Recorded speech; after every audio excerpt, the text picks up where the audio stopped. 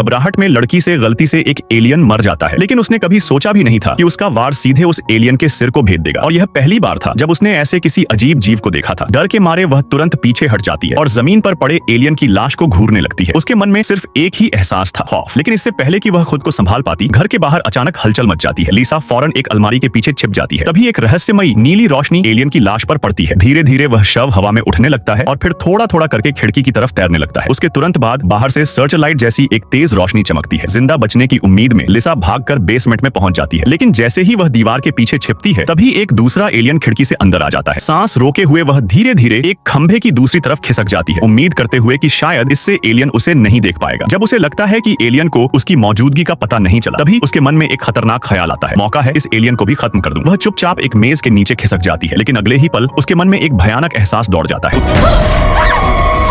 उसी क्षण उसे सच्चाई समझ आती है। वह चीज उससे अनजान नहीं थी, उसे तो उसकी मौजूदगी की परवाह ही नहीं थी। वह सिर्फ उसके साथ खेल रही थी। फिर भी लिसा हिम्मत जुटाकर अपनी रक्षा के लिए एक कैंची उठा लेती है, लेकिन एलियन बस हाथ हिलाता है और कैंची पल भर में उसके हाथ से छिन जाती है। बेबस होकर वह पास रखा एक फोटो एल्बम उठा लेती है, मगर एलियन अपनी टेलीकिनेसिस शक्ति से उसे भी उसके हाथों से खींच लेता है। लेकिन जैसे ही एलियन तस्वीरों में मौजूद इंसानों को देखता है, उसकी आंखों में एक अजीब सा बदलाव दिखाई देता है। मौका देखते ही लिसा ऊपर की मंजिल की ओर भागती है और छिप जाती है। जब एलियन दरवाजा खोलकर अंदर आता है तो वह तुरंत उसे ढूंढना शुरू नहीं करता, बल्कि धीरे धीरे कमरे के खंभों और आसपास की चीजों को देखने लगता है। ऐसा लगता है मानो वह तस्वीरों को समझने की कोशिश कर रहा हो, जैसे किसी बेहद महत्वपूर्ण सुराग की तलाश में हो। जैसे ही एलियन तस्वीरों में पूरी तरह उलझ जाता है, लिसा उस पर पीछे से हमला करने की कोशिश करती है,